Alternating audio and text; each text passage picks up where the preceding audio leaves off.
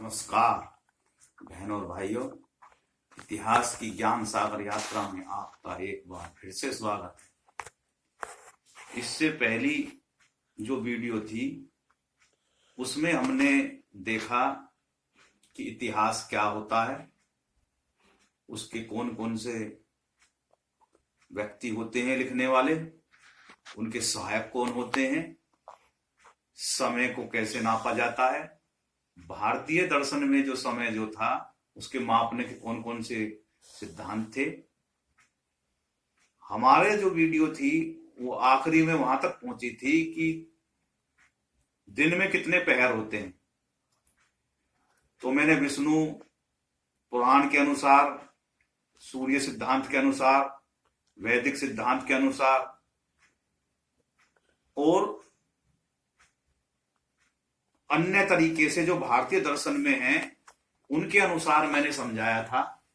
उनमें बताया था कि कैसे समय को मुहूर्त में और नाड़ी में, श्वास में कैसे विभाजित किया। वो इतना सटीक था कि उस समय के कालखंड में जब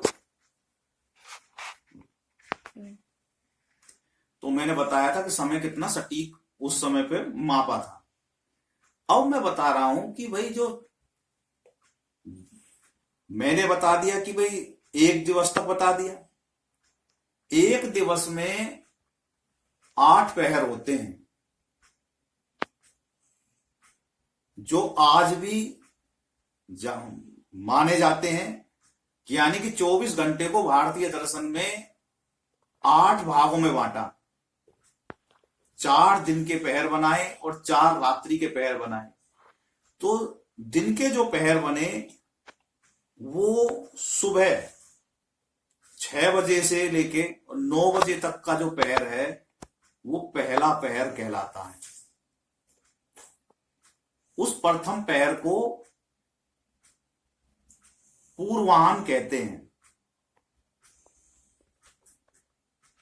और वो 6 बजे से लेके 8 बजे 9 बजे तक का रहता है, यानी 3-3 घंटे के एक पैर बने। 6 से 9 का एक पैर बना।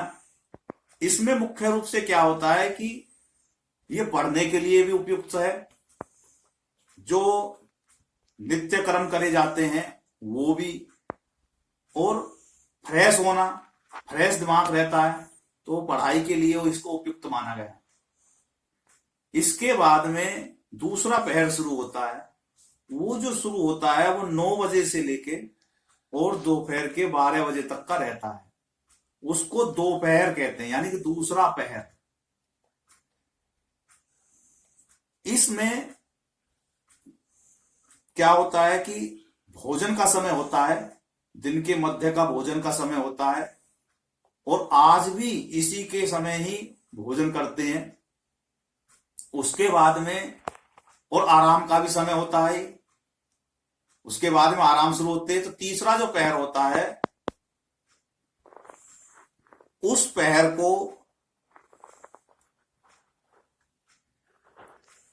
अपराह्न कहते हैं।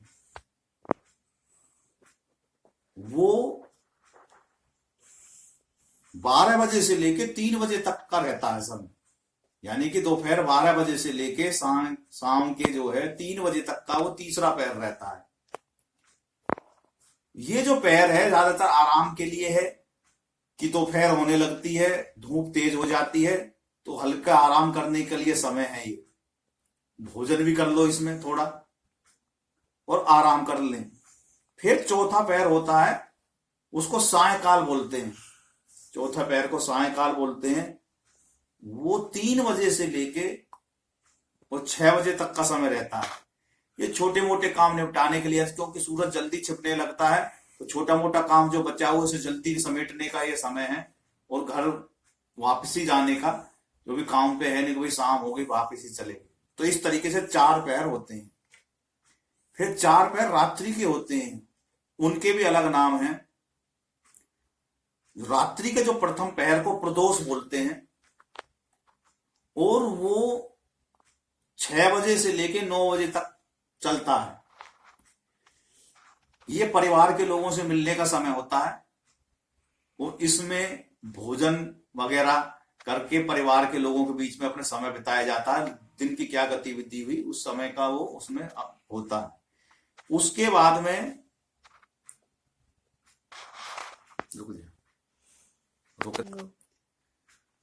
तो पहला पैर मैंने बताया, उसके बाद में प्रदोष होता है। दूसरा पैर को जो है निशिथ बोलते हैं। निशा रात्रि को बोलते हैं, तो निशिथ जो है ये जो है दूसरा पैर शुरू होता है। ये 9 बजे से लेकर रात के वो 12 बजे तक चलता है। ये रात में सोने का समय होता है, विश्राम कर लिया, विश्राम का समय है। और तो ये रात्रि का जो तीसरा पैर होता है इसको त्रियामा बोलते हैं। ये जो पैर होता है ये बड़ा ही महत्वपूर्ण होता है। इस पैर में ही ज्यादातर गहरी नींद में आदमी सोते हैं और चोर भी उचक्के भी इसी समय में सक्रिय होते हैं। इसी में निशाचर जो होते हैं जो रात में हमला करते हैं, जानवर जो होते हैं जैसे मांसाहारी जंगल में जीव होते हैं, दस्यु लोग होते हैं और बुरे लोग जो होते हैं वो रात में इसी में सक्रिय रहते हैं। तो ये समय जो आम जो जन होते हैं वे तो सोते हैं गहरी नींद में, और जो बुरे लोग होते हैं वो इसमें सक्रिय रहते हैं। इसलिए इस समय में ही चौकीदारी करने का भी समय यही होता है। चौकीदारों को इस समय में सोना नहीं चाहिए। ये शुरू होता है रात के 12 बजे से लेके और सुबह के 3 बजे तक का समय ही होता है। गहरी नींद में आदमी सोता है, बिल्कुल दिमाग फ्रेश हो जाता है। फिर उसके बाद में चौथा जो पैर होता है वो ब्रह्म मुहूर्त कहलाता है और वो सुबह 3 बजे से लेकर और सुबह 6 बजे तक का वो समय रहता है। ये सबसे उपयुक्त समय है। गुरु शिष्य परंपरा में ये सबसे उपयुक्त समय माना गया है। सुबह 3 बजे उठ के दोनों गुरु शिष्य नित्य कर्म से फारिग होके और स्नान ध्यान करने के बाद में परमात्मा के ध्यान में लगना, अपने पढ़ाई का काम करना। और क्योंकि ये समय ज्यादातर आम जन तो सोए रहते हैं और पढ़ाई लिखाई के लिए और कोई भी हम काम करते हैं उसके लिए बड़ा ही अच्छा रहता है। इस प्रकार से मैंने जो है 4 पहरों को बताया, दिन के और 4 रात्रि के। इस प्रकार से हमारे जो भारतीय दर्शन था उसमें समय को एक दिन को भी 8 चरणों में बांटा। अब होता है कि जो आगे की यात्रा कैसे हुई समय की, समय तो बड़ा विस्तृत है, तो आगे की यात्रा के लिए समय को आगे बढ़ाया, नापने के उनके नाम रखे, तो उसका नाम रखा सप्ताह। यानी कि 7 दिनों का एक सप्ताह बनाया गया, जिसको आज संडे मंडे ट्यूसडे के नाम से सोमवार मंगल, यानी कि रविवार से लेके और शनिवार तक के जो दिन हैं उनको 7 सप्ताह को बताया गया। 7 सप्ताह के बाद, एक सप्ताह के बाद में उससे बड़ी इकाई पक्ष बताई गई जो 15 दिन की होती है। यानी कि जो हमारा ये चंद्र के आधार पे बनाया गया, चंद्रमा के आधार पे बनाया गया इसको, कि जो चंद्रमा की जो गति है वो अमावस और पूर्णिमासी की जो होती है महीने में एक बार होती है। तो हमारे इसमें भारतीय दर्शन में उपग्रहों के और खगोल के हिसाब से, सूर्य और चंद्रमा के गणना के हिसाब से तिथियों को निर्धारित किया गया। 15 तिथि बनाई गई, 14 यानी कि 1 से लेके 14 तक की, उनको 14 पे जाके खत्म हुई। और जो 15वीं जो तिथि कहलाई वो पक्ष की कहलाई, यानी कि एक बार चंद्रमा पूरा नहीं होता है और एक बार चंद्रमा दिखाई नहीं देता। तो जिसमें चंद्रमा पूरा होता है उसको पूर्णिमा कहते हैं। पूर्णिमा का जो दिन होता है वो 15वां कहलाता है। इसी प्रकार से ये चरण जब चंद्रमा घटता चला जाता है तो वो कृष्ण पक्ष रहता है, जब चंद्रमा बढ़ता रहता, पूर्णिमा को पूरा होता, तो शुक्ल पक्ष तक वो शुक्ल पक्ष रहता है। और जब अमावस्या जब आती है तो वो जो चरण चलता है, जब चंद्रमा घटता है, उसको कृष्ण पक्ष बोलते हैं, और अमावस्या पे आके वो खत्म होता है। तो इस प्रकार से 15 दिन की शुक्ल पक्ष रहता है, 15 दिन का कृष्ण पक्ष रहता है। तो महीने को 2 हिस्सों में बांट दिया, 2 पक्षों में। अब महीने बन के तैयार हो गए 30 दिन के। फिर 2-2 महीने की, इसके बाद में फिर समस्या आई कि इससे आगे को हम क्या करें। तो फिर 2 महीने की एक ऋतु होती है, यानी कि एक साल को 6 ऋतुओं में विभाजित किया गया। वो ऋतु जो होती है उसमें मौसम चेंज होता रहता है, उसी के अनुसार से फसलें का चयन करा जाता है और उनको बोया जाता है, काटा जाता है। तो साल को वो जो ये अलग विषय है, इसको मैं पृथ्वी की गति कैसे होती है उसके जब चर्चा चलेगी तो मैं इसको बताऊंगा। फिलहाल मैं इतना ही बताऊं कि 6 ऋतुएं होती हैं और प्रत्येक ऋतु 2 महीने की होती है। तो इस हिसाब से वो ऋतुएं को बांटा, 2 महीने का एक पैमाना बनाया। फिर 2 महीने का पैमाना बनाने के बाद में साल को 2 हिस्सों में बांटा,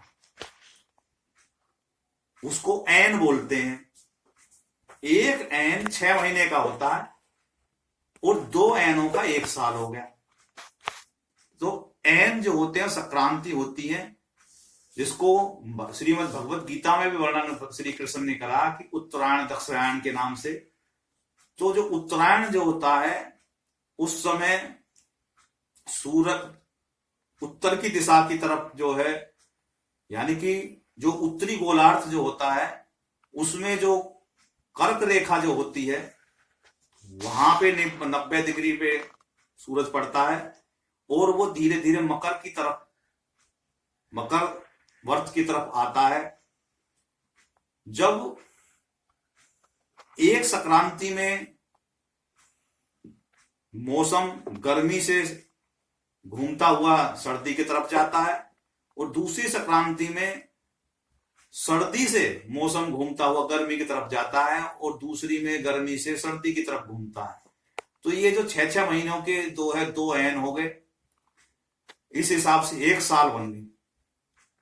और फिर साल का जो 10 साल का 1 दशक कहलाया और फिर 100 साल का 1 शताब्दी कहलाई और 1000 साल की 1 सहस्राब्द शताब्दी कहलाई। इस हिसाब से 1000 साल का जो है कालखंड के पैमाना तैयार हो गया। हमारे आधुनिक समय में, आज के समय में इसी हिसाब से सहस्राब्दी के हिसाब से आगे बढ़ते चलेंगे, लेकिन भारतीय दर्शन में इससे भी बड़े पैमाने बनाए, उनको युगों में बांटा। तो इस हिसाब से मैंने बताया कि समय का पैमाना मैंने बताया कि दिन में बनाया, दिन को 8 हिस्सों में बांटा, फिर 7 दिन का 1 सप्ताह, फिर 15 दिन का 1 पक्ष, 2 पक्षों का 1 महीना, 2 महीने की 1 ऋतु, 6 महीने का 1 एन और 2 एनों का 1 साल, 10 सालों का 1 दशक, 100 सालों की 1 शताब्दी और 1000 सालों के 1 सहस्राब्दी, सहस्र शताब्दी बनी। इससे आगे जो यहाँ का जो आज के आधुनिक समय है यही आके समाप्त कर लेते हैं वो। फिर वो जो है ना कि इसी को इतनी सहस्र शताब्दी, इतनी वो, इस हिसाब से वो चलते रहते हैं। उसके बाद में आगे जो बताऊंगा मैं वो कैलेंडर के बारे में बताऊंगा, जो ग्रेगोरियन कैलेंडर जो होते हैं अगली वीडियो में बताऊंगा मैं।